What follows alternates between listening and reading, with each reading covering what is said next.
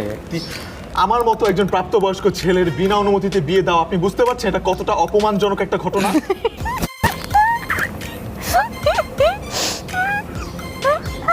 আপনি হাসছেন?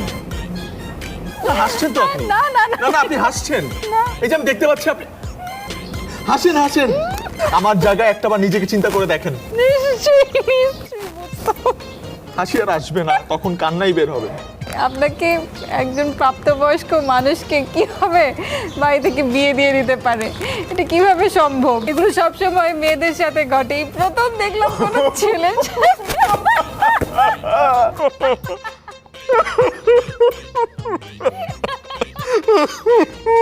আপনি হাসা বন্ধ যদি না করেন আমি কিন্তু কোনো কথা বলবো না আপনার সাথে।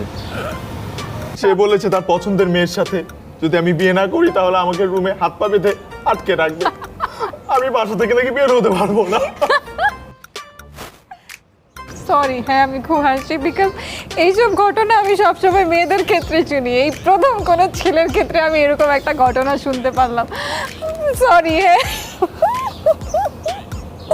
কিন্তু আপনার ফ্যামিলির কেউ আপনাকে হেল্প করেনি এতে? কারো কোনো সাহস নেই বাবার উপরে কথা বলার। কেন সাহস নেই? বাবা বরাবরই এরকম বদমেজাজি। তো বাবাকে বোঝান।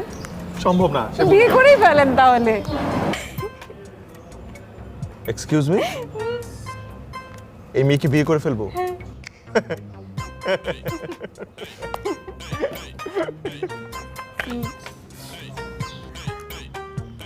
এটা কি পাত্রী? হবু পাত্রী, বিয়ে করা উচিত আমার তাকে? দাঁত দেখে আমি তো ভয় পেয়ে যাই মাঝে মধ্যে দাঁত দেখে। আপনি একটাবার চিন্তা করে দেখেন যে আমি বাসর রাতে তো এর দাঁত দেখে অন্ধকারের মধ্যে আমি অজ্ঞান হয়ে যাব। আর যেই লোকটা বাসর রাতেই তার বউয়ের দাঁত দেখে অজ্ঞান হয়ে যাবে সে বাকিটা জীবন কতবার। আপনি এখনো হাসছেন কেন?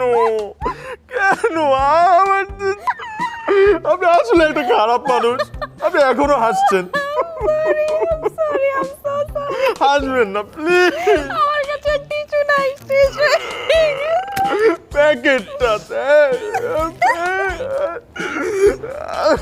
Oh my God. Oh, please. I'm so sorry.